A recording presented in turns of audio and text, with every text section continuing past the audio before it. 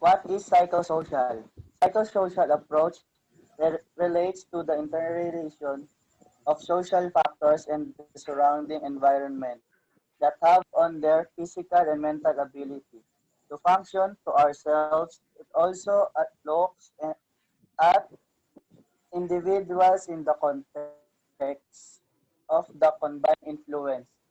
The psychological factors and the surrounding social environment have on their physical and mental wellness and their ability to function. It is used in a broad range of health profession in health, social care settings, as well as by medical and social science researchers. Why is psychosocial important to our daily life? It's a vital part of your life and impacts your thoughts, behaviors, and emotion. Being healthy emotionally can promote productivity and effectiveness in activities like work, school, or caregiving. It plays an important part in the health of your relationship and allows you to adapt to changes in your life and cope with adversity.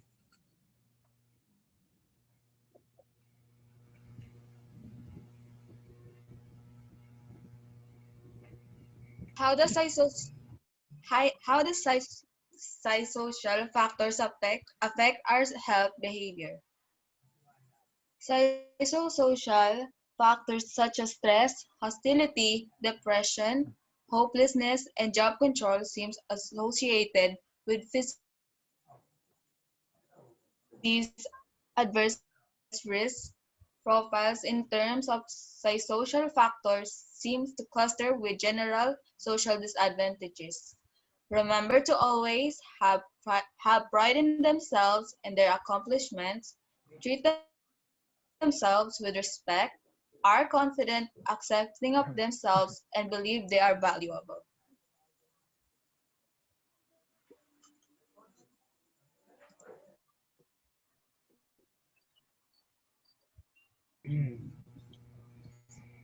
So, who is Erik Erikson? Erik Erikson was an ego psychologist who developed one of the most popular and influential theories of development. While his theory was impacted by psychoanalysis, Sigmund Freud's support, Erikson's theory centered on psychosocial development rather than psychosexual development. The stages that make up his theory are as follows. Stage 1, trust versus mistrust.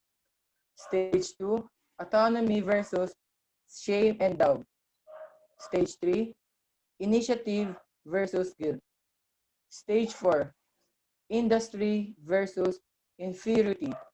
Stage 5, identity versus confusion. Stage 6, intimacy versus isolation. Stage 7, generativity versus stagnation. And the last, stage 8, integrity versus despair.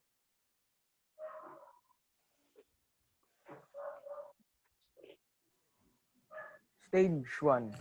Stage 1 is trust versus mistrust.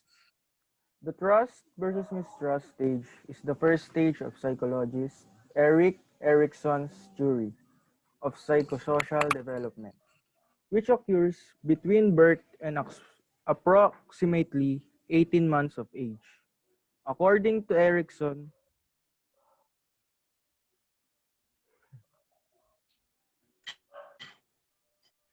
ooh, ooh, nangyari.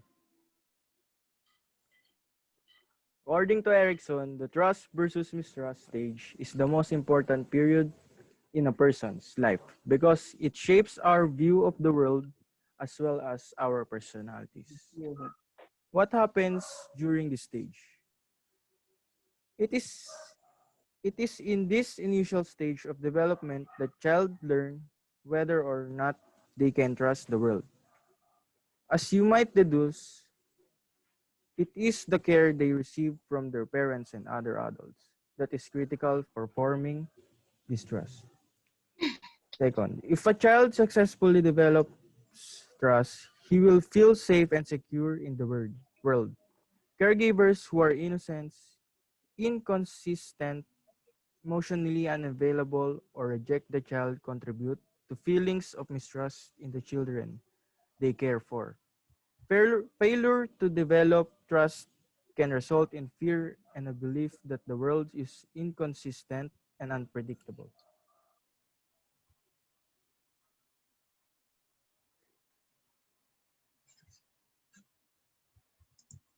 Stage 2.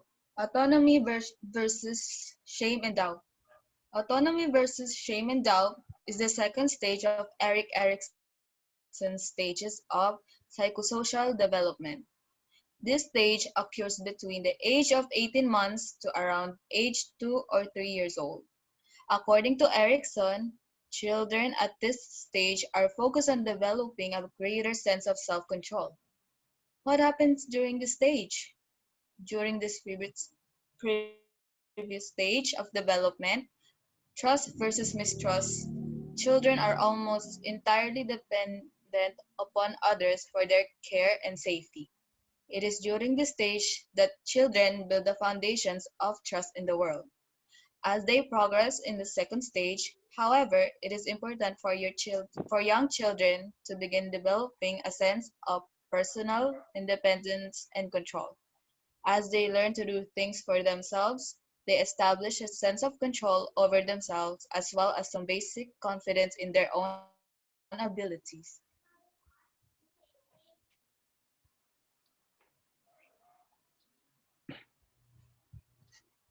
Stage 3. Initiative versus guilt. Initiative versus guilt is the third stage of Erik Erikson's theory of psychosocial development. This stage occurs during the preschool years, between the age of 3 and 5. During the initiative versus guilt stage, children begin to assert their power and control over the world through directing play and other social interaction. This stage can sometimes be frustrating for parents and caregivers as children begin to exercise more control over the things that impact their lives. Such decisions can range from the friends they play with, the activities they engage in, and the way they approach different tasks. Parents and other adults might want to guide children toward certain friends, activities, or choice, but children might resist and insist on making their own choices. While this might lead to some conflicts with parental wishes at times, it is important to give kids a chance to make such choices. However, it is important that parents continue to enforce safe boundaries and encourage children to make good choices through the use of modeling and reinforcement.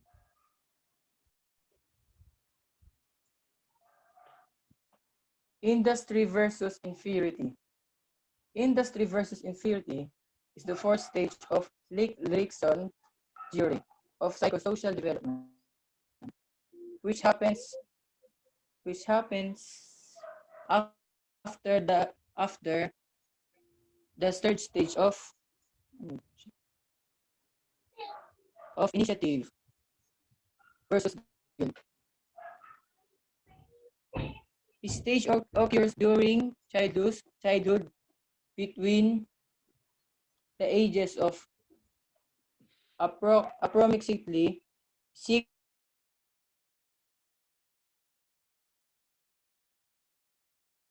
as they develop and grow. Unlike many other developmental theories, Erikson addresses changes that occur across the lifespan from birth to death. According to Erikson, this stage is vital in developing self-confidence during school and other social activities. Children receive praise and attention for performing, writing, drawing, and solving problems. Kids who do well in school are more likely to develop develop a sense of compliments and confidence. They feel good about themselves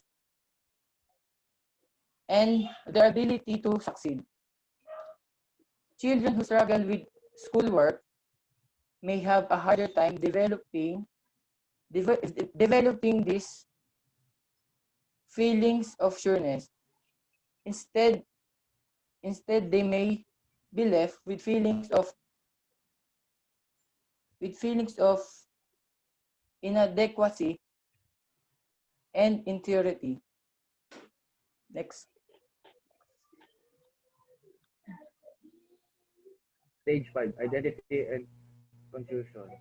Identity versus confusion is the stage of ego, according to psychologist Erik Erikson's theory of psychosocial development. This stage occurs during adolescence between the stages of approximately 12 and 18. During this stage, adolescents explore their independence and develop a sense of self. According to Erikson, people progress through a series of stages as they grow and change throughout life. During each stage, people face a developmental conflict that must be solved to successfully develop the primary virtue of that stage. He was interested in how social interaction and relationships affect development and growth. One of the main elements of Erikson's psychological stage theory is the development of ego identity. It is the conscious sense of self that we develop through social interaction, which is constantly changing due to new experience and information we acquire in our daily interactions with others.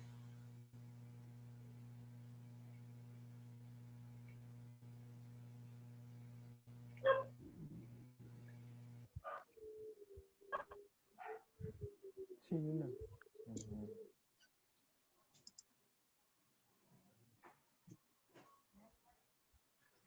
Stage 6, Intimacy versus Isolation. Intimacy versus isolation is the sixth stage of Erik Erikson's theory of psychosocial development. Erikson was a developmental psychologist who described 8 distinct stages of life. During each of these stages, people face unique conflicts.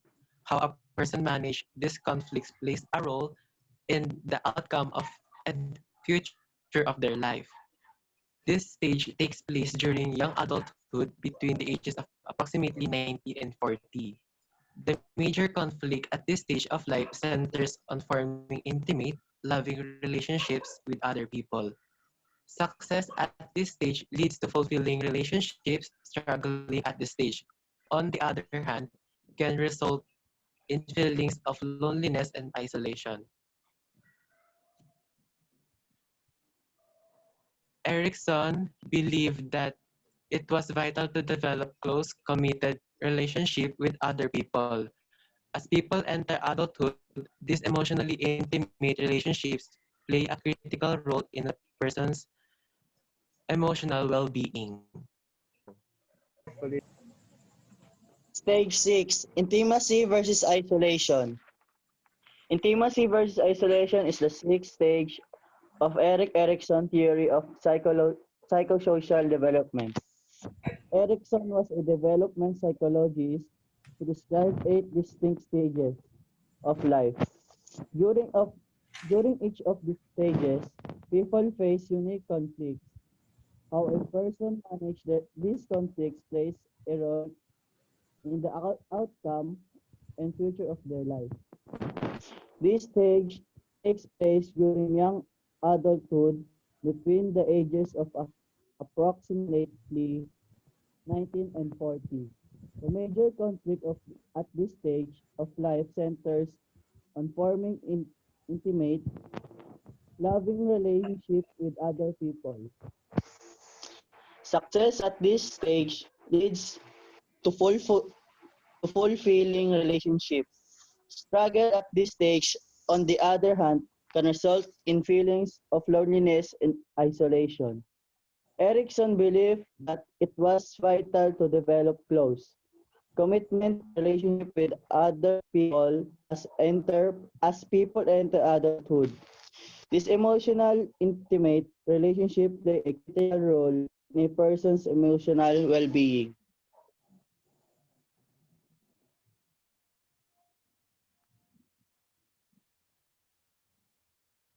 Stage 7, generativity versus stagnation. Generativity versus stagnation is the seventh of eight stages of Erik Erikson's theory of psychosocial development. This stage takes place during middle adulthood between the ages of approximately 40 to 65. During this time, adults strive to create or nurture things that will outlast them, often by parenting children or contributing to positive changes that benefit other people. Contributing to society and doing things to benefit future generations are important needs at the generativity versus stagnation stage of development. Generativity refers to making your mark on the world by caring for others as well as creating and accomplishing things that make the world a better place. Stagnation refers to the failure to find a way to contribute. These individuals may feel disconnected or uninvolved with their community, with the society as a whole. Those who are successful during this phase will feel that they are contributing to the world by being active in their home and community. Those who fail to attain this skill will feel unproductive and uninvolved in the world.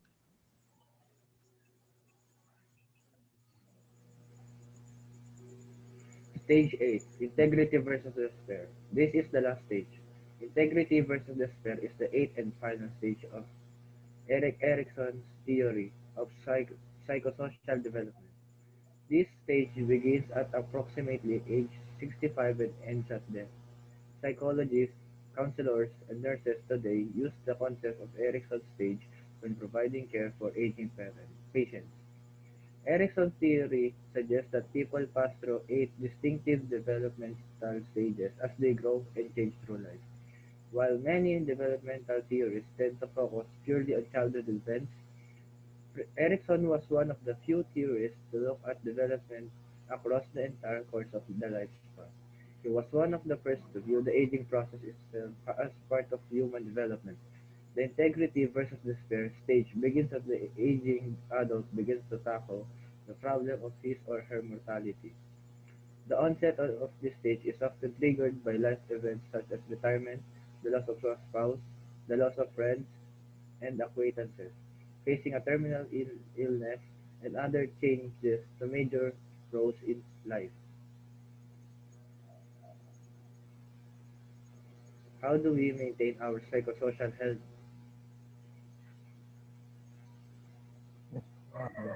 Let's have a blast. Be cautious about how you use tone and volume to say something. Listen to, understand, and acknowledge another person's viewpoint. Accept criticism, acknowledge feelings, and focus only on the current problem. Stop using you so a statement doesn't sound accusatory by accident. Try to solve the problem mutually, agree to disagree, or discuss it later if things get too heated. Thank you for listening. Thank you. Thank you for listening. Thank Thank you you. po. Thank you. You.